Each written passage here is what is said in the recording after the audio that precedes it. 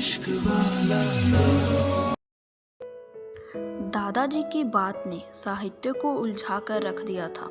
वो अपनी ही सोच में गुम था कि दादाजी उससे कहते हैं, क्या हो गया साहित्य? साहित्य दादाजी को परेशान नहीं करना चाहता था, इसीलिए वो ना में सिर हिला देता है और कहता है, कुछ भी नहीं, सब ठीक है, शायद मैं ही कुछ गलत समझ रहा हूँ। दादाजी हाँ में सिर हिलाते हैं और वहाँ से जाने के लिए उठते हैं और साथ ही कहते हैं, अच्छा अब ज़्यादा देर मत बैठे रहना, जाकर सो जाना। साहित्य हाँ में सिर हिलाता है और उनसे पूछता है, अंश सो गया क्या? दादाजी वहाँ से जाते हुए कहते हैं, तुम्हारी माँ ने दूसरे कुंभकर्ण को जन्म दिया था और वो कब का सो चुका है। दादाजी की बात सुन साहित्य के चेहरे पर हल्की सी मुस्कान आ जाती है। तभी उसका ध्यान उसके टेबल पर पड़े गुलाब के फूल पर जाता है और वो उसे उठा लेता है और देखता है कि वो फूल मुरझा चुका था। साहित्य उस फूल को कुछ देर देखता है और फिर अपनी जगह से खड़े होकर बुक शेल्फ की ओर बढ़ जाता है और उसमें से एक बुक जो वो हमेशा पढ़ता था उसे उठाकर उसके बीच में रख देता है और फिर वहाँ से अपने कमरे में चला जाता है। दादी को उनकी दवाइयाँ देने के बाद जानवी वहीं से तैयार होकर ऑफिस जाने के लिए निकल जाती है। कुछ ही देर में वो ऑफिस पहुंच जाती है। तभी उसे अमन मिलता है और वो मुस्कुराते हुए उसके पास आता है और कहता है, हेलो मिस्टर जेहान। जेहान भी मुस्कुराकर उसे हेलो कहता है तो अमन आगे कहता है, जेहान तुम्हारी दादी कैसी है और क्या कहा डॉक्टर ने? जेहान उसे सब बताते हुए कहता है, दादी अभी ठीक है और डॉक्टर ने कहा है कि वो अगले सोमवार तक उनका ऑपरेशन भी कर देंगे और वो बिल्कुल ठीक हो जाएंगी। अमन मुस्कुरा देता है और कहता है, चलो अच्छा है। और एक बात, जब कल तुमने मुझे बताया कि साहित्य सर ने तुम्हारी मदद की है तो मैं तो बिल्कुल हैरान ही रह गया, क्योंकि वो किसी के लिए कभी ये सब नहीं करते। जेहान उसकी बात सुन मुस्कुरा देता है और कहता है, पहले मुझे भी यही लगा था कि सर बहुत पत्थर दिल हैं, पर अब मुझे पता चल चुका है कि उनसे अच्छा कोई नहीं है। भले ही वो बाहर से कितने भी सख्त हैं पर दिल के बहुत अच्छे हैं। अमन मुस्कुरा देता है और फिर वो दोनों इधर उधर की बातें करने लग जाते हैं और वो दोनों इस बात से अनजान थे कि कोई उन्हें खा जाने वाली नज़रों से देख रहा था और वो शख्स कोई और नहीं बल्कि साहित्य ही था, जो अपने कैबिन के बाहर खड़ा था और उन दोनों को ना जाने कब से देख रहा था। भले ही उसे ये नहीं पता था कि उनमें क्या बात चल रही है, पर उसे सिर्फ उन दोनों का एक दूसरे से हंसकर बात करना ही दिख रहा था।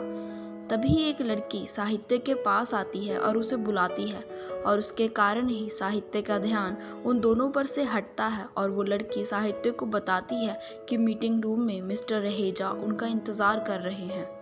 उस लड़की की बात सुनने के बाद साहित्य हाँ में सिर हिलाता है और एक नज़र उन दोनों को देखने के बाद वहाँ से चला जाता है। वहीं अमन और जेहान भी अपने अपने काम में लग जाते हैं, क्योंकि जेहान साहित्य का असिस्टेंट था तो वो जल्दी से उसके पास मीटिंग रूम में पहुंचता है और उसके बगल में जाकर खड़ा हो जाता है और एक एक कर सारे ज़रूरी डॉक्यूमेंट्स उसको देता रहता है और वहीं साहित्य बीच बीच में उसे घूर कर देखता रहता है।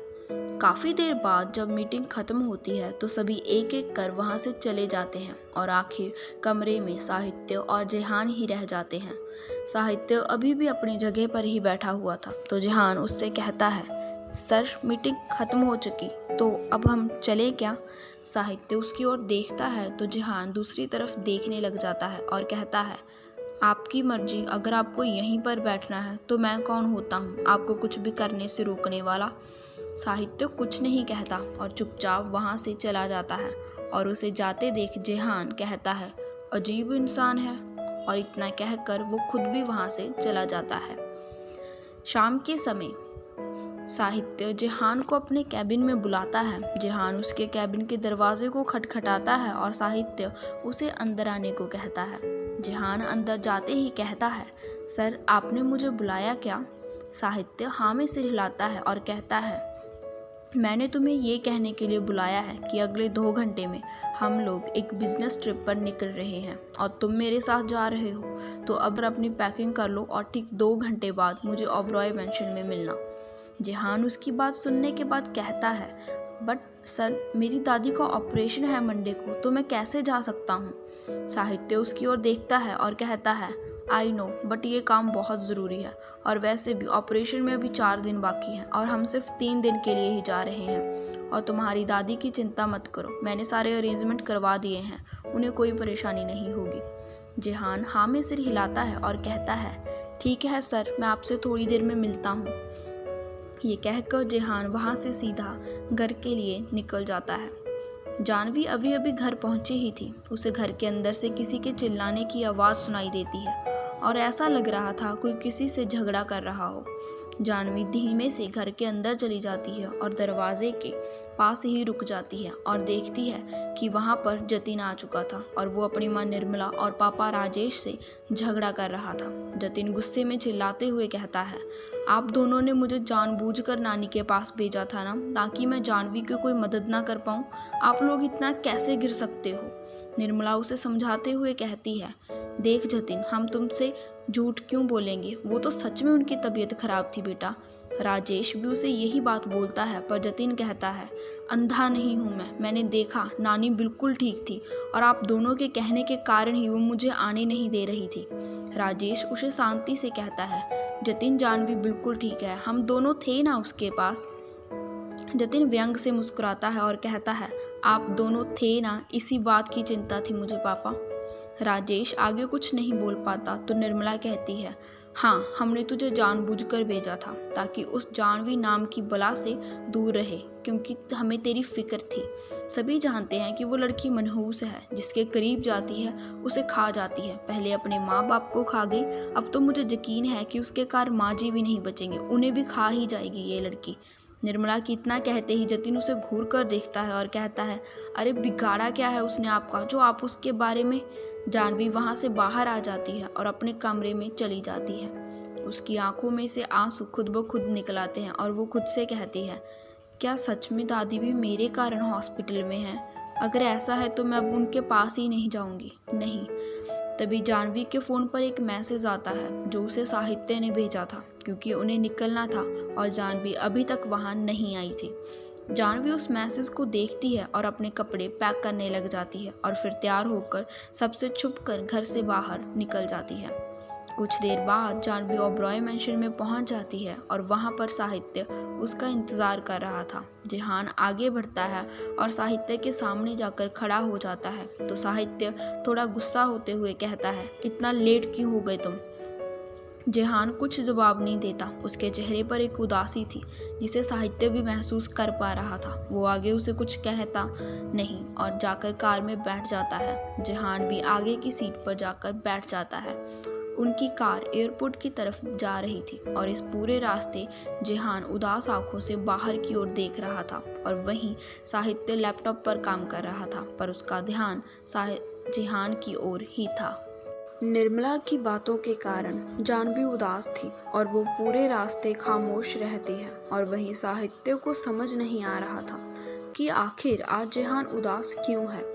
कुछ ही देर में वो दोनों एयरपोर्ट पर पहुंच जाते हैं और जेहान अपना और साहित्य का सामान कार में से लेता है और उसके साथ साथ एयरपोर्ट के अंदर जाता है। प्लेन के अंदर भी जेहान खामोशी से बिल्कुल चुपचाप बैठा था और साहित्य बार बार उसे ही देख रहा था कि क्यों हमेशा बोलते रहने वाला जेहान आज चुप है। उसे उसका ना बोलना खल रहा था। जेहान की उदासी दूर करने के लिए साहित्य उससे बात करने की सोचता है। हालांकि वो बहुत कम बोलता था और इसीलिए उसे समझ भी नहीं आ रहा था कि वो कहाँ से शुरुआत करे। जेहान से बात करने से पहले साहित्य अपने मन में सोचता है, कहाँ से बात शुरू करूँ? क्या इससे ये पूछूं कि ये उदास क्यों है? नहीं, ये अच्छा नहीं लगेगा। कहीं उसे ये ना लगे कि मुझे उसकी परवाह है, तो फिर क्या पूछूं? वैसे अगर कोई किसी से बात करनी शुरू करता है तो वह पहले उससे उसका नाम पूछता है, पर मुझे तो उसका नाम पता है। ऐसा करता हूँ, उसे कोई काम दे देता हूँ करने को। नहीं, इससे तो ये अपने आसपास भी नहीं देखेगा, तो क्या करूँ? काफ़ी कुछ देर सोचने के बाद साहित्य आखिर जेहान से कहता है, तो जेहान, तुम पहले क्या कभी प्लेन से गए हो? जेहान अपनी सोच से बाहर आता है और ना में सिर हिला देता है, पर कुछ बोलता नहीं। वहीं साहित्य को उम्मीद थी कि वो कुछ बोलेगा, पर नहीं, जेहान है कि कुछ बोला ही नहीं तो साहित्य भी हाँ में सिर हिला देता है। साहित्य मन ही मन सोचता है, काश आज वो अंश यहाँ होता तो वो पक्का इससे कुछ बात कर ही लेता। मुझे लगता है मुझे भी किसी से बात करना सीखना पड़ेगा। साहित्य फिर कुछ सोचकर बोलता है, तुम्हें भूख लगी है क्या? तुम कुछ खा सकते हो। साहित्य की बात सुनते ही जेहान फिर से ना में सिर हिला देता है तो साहित्य उसकी तरफ पानी की बोतल करते हुए कहता है, अच्छा तो फिर पानी ही ले लो। जेहान फिर से ना में सिर हिला देता है और बार बार उसके ऐसे करने से साहित्य भी चिढ़ जाता है, पर वो खुद को कंट्रोल कर फिर कहता है, तुम्हें कुछ और चाहिए? जेहान फिर से ना में सिर हिला देता है तो साहित्य का गुस्सा फूट पड़ता है और वो थोड़ा तेज आवाज में कहता है, क्या हुआ है तुम्हें? मैं कब से तुमसे बात करने की कोशिश कर रहा हूँ, पर तुम हो कि ना में ही सिर हिलाए जा रहे हो। साहित्य के गुस्सा होने के कारण जेहान की आंखों से जो आंसू उसने अब तक रोक रखे थे वो बाहर निकल उसके गाल पर आ जाते हैं और उसे रोता देख साहित्य शांत हो जाता है और खुद को मन ही मन कोसते हुए कहता है, मैं क्यों गुस्सा कर रहा हूँ इस पर जब पता है कि ये पहले से उदास है। साहित्य अपना चेहरा दूसरी ओर कर लेता है, तभी उसके कानों में जेहान की सिसकने की आवाज़ पड़ती है और ये आवाज़ सुन उसे अपने दिल में एक अजीब सा दर्द महसूस होता है और वो उसकी तरफ देखते हुए थोड़ा प्यार से पूछता है, क्या हुआ जेहान? जब तक तुम मुझे बताओगे नहीं तब तक मुझे कैसे पता चलेगा कि क्यों तुम परेशान हो? बताओ मुझे। जेहान अपनी आंसू साफ करता है और सिसकते हुए कहता है, मैं आपको नहीं बता सकता।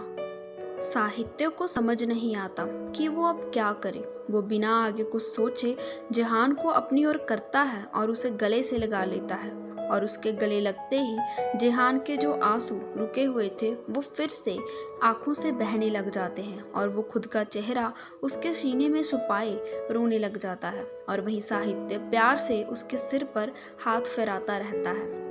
कुछ देर बाद जब वो अलग होते हैं तो साहित्य उसे पानी पिलाता है और जेहान भी अब थोड़ा ठीक था। पता नहीं क्यों पर साहित्य को उसकी केयर करना अच्छा लग रहा था।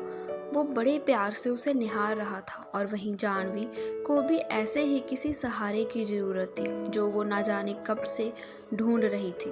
उसके पैदा होने के साथ ही उसके माँ बाबा मर चुके थे। सभी ने उसे मनहूस करार दे दिया था और ऐसे में प्यार की कमी उसने बचपन से ही महसूस की थी। हालांकि उसकी दादी उसके साथ ही थी और उन्होंने भी जानवी को ढेर सारा प्यार दिया था, पर कहीं ना कहीं जानवी भी चाहती थी कि उनके अलावा कोई और भी उसे प्यार करे और आज अपने लिए साहित्य की परवाह देख उसने उसे सच में अपना एंजल मान लिया था। पर कहीं ना कहीं उसके मन में ये डर भी था कि कहीं उसकी मनहूसियत साहित्य पर भी ना आ जाए। इस कारण उसने अपने मन में आ रही साहित्य के लिए फीलिंग्स को अपने दिल के किसी कोने में ही दबा दिया और वहीं साहित्य को भी महसूस होने लगा था कि वो जेहान की परवाह करने लगा है। पर क्यों, ये बात उसे अब तक समझ नहीं आई थी। बाकी के पूरे रास्ते उन दोनों में से किसी ने एक दूसरे से कोई बात नहीं की और अपने अपने मन में एक दूसरे के बारे में सोचते रहे। जहाँ एक अपने मन में आ रही फीलिंग्स को पहचानने की कोशिश कर रहा था तो वहीं दूसरा उन्हीं फीलिंग्स को दबाने में लगा था। वो लोग लंदन पहुँच जाते हैं। वहाँ का मौसम काफ़ी ठंडा था और ऊपर से वहाँ पर बर्फ़ भी पड़ रही थी, इसलिए एयरपोर्ट पर पहुँचते ही साहित्य ने बड़ा सा कोट पहन लिया था और वहीं जेहान खड़ा इधर उधर देख रहा था और वो बार बार अपने हाथों को आपस में रगड़ रहा था क्योंकि उसे ठंड लग रही थी और ऊपर से वो साथ में कोई गर्म कपड़े भी नहीं लेकर आया था।